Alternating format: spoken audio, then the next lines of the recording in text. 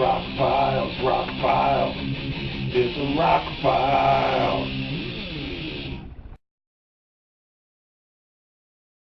Then Kirk Hammett came out, the guitar player, lead guitar, and once again my heart was all aflutter, and I'm like, oh my God, Nora, do you see what I see? There's Kirk, there's Kirk, there's Kirk, you know.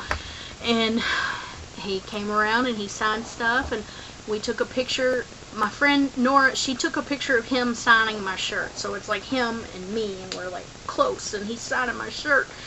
She took a picture for me, and I took a picture of him signing stuff for her, and you know, we took pictures, and it was great.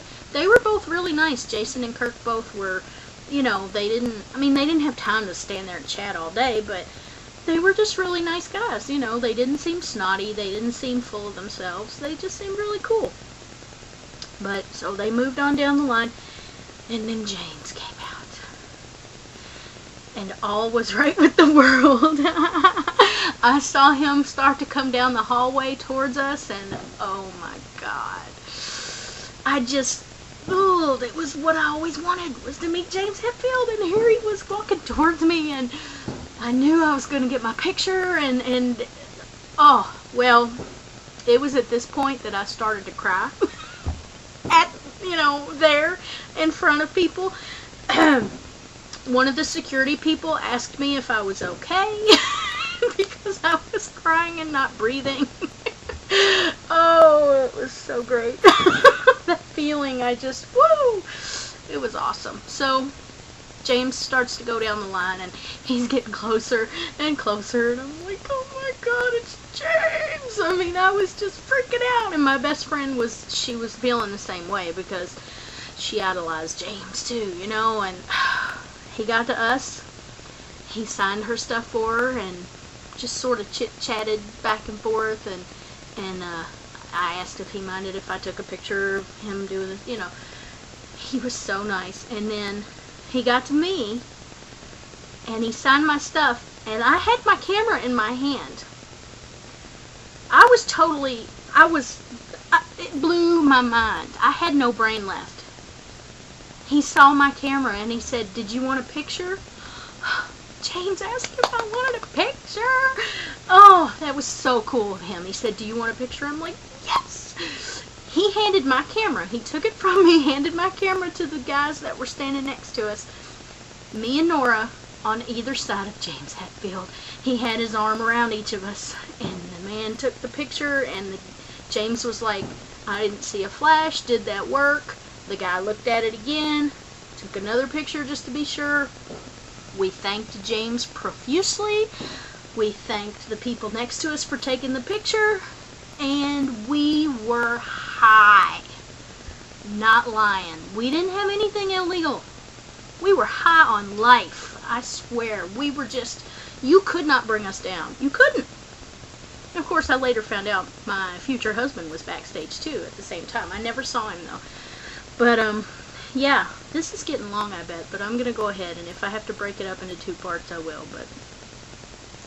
So, yeah, we met James, and it was awesome, and then the whole meet and greet thing was over. Lars is the only one that didn't come out, the drummer, and that's fine, you know. I mean, I wanted to meet all of them, but 3 out of 4 is not bad, you know what I'm saying? So, the meet and greet thing was over. We started to go back out, in the hallway of the venue, because Corrosion of Conformity was the opening act, and we didn't know if they had started yet or what, but they had, and they were almost done, and we decided we weren't going to try and go to our seats in the dark. We didn't care at this point, to be honest, because we were just so freaking happy. We were literally skipping, holding hands, and skipping through the hallways of Freedom Hall, which is a big venue. We got to the Corrosion of Conformity quit playing. An usher dude showed us to our seats, and that's when I met Dan, because he was in my seat. And I'm not going to go into complete details about that, because I have a video already called How I Met My Husband, and that tells you about how I met my husband at a Metallica concert. And this is the concert I'm talking about. Then the concert started, and it was awesome. It was so awesome. And it was made more awesome by the fact that there was a cute guy next to me with long hair who kept staring at me.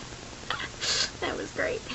Oh, It was great though. It was just, oh, words cannot describe how awesome that was. So I then proceeded to have the worst headache I have ever had in my entire life. And I'm sure part of it was the starting to come down from the adrenaline and stuff like that, because it was towards the end of the concert. I had been headbanging like a crazy woman, singing at the top of my lungs to every song. It was the best time. So the concert ended, it was awesome, but I had such a bad headache, I was just ready to just die. So we're leaving, and the guy who was going to be my husband told me to put my name and address in the Metallica fan club magazine in the pen pal section, and that he would write to me. So that's how that got started. Met my sister and her boyfriend out in the parking lot afterwards, because they were our ride. And I don't remember this, but my sister says the first thing I told her was that I met a guy. I think I probably told her that I touched James first. That's just what I'm thinking, but she says the first thing I told her was that I met a guy. But told them all about it, and of course they thought it was funny and cute, because they knew how much I loved Metallica, you know. And got home, it was late, I was sweaty and gross, so I took a shower. All the time I had this pounding headache. Took some Tylenol or whatever, went to bed. My ears were ringing from the music being so loud, and the bad part was I had to get up in 4 hours to go to school. I was in college at the time, and I had an early class. Oh, I'm telling you, I laid down and I tried to sleep. I was so wired. I was still way too pumped up to sleep. I don't think I slept at all. I laid there and I just kept replaying it over and over again in my head, because it was awesome. And I still got up at 8 o'clock, or got up early to be at my 8 o'clock class the next day, and I made it on time, and I wore the same shirt that I had wore the night before, sweating all, because I wanted everybody to see that I had been to see Metallica, and they signed my shirt. I told anybody that would listen, and I am a shy person in real life, and in college I was especially shy. I didn't even look at people, let alone talk to them. And I was telling anybody that looked at me, I'm like, look, I went to see Metallica. I was probably annoying, but I didn't care. I didn't care. I even told my professors, I'm like, hi, look, I went to see Metallica. Memories. So that was my Metallica concert experience, the first one, and meeting them. And like I said, pictures did not turn out. And I was completely devastated. My pictures, my friends' pictures, nothing. 2 cameras, nothing. It was,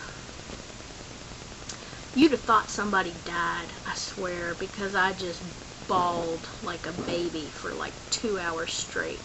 I was so looking forward to those pictures being, you know, a permanent reminder of that night, you know, and that I saw James in person, and he touched me and I touched him, you know, and but it didn't happen. Despite that fact, it was still an awesome experience, and I enjoyed every minute of it. And I was very, very surprised at how nice they all were, but especially at how nice James was. I mean, that just blew me away. He saw that camera in my hand, and he knew I was speechless, and he just, you want a picture? Awesome. Alright, I'm going to quit now, because I don't know how long this is. I'm going to turn my monitor back on, and I'm going to stop it.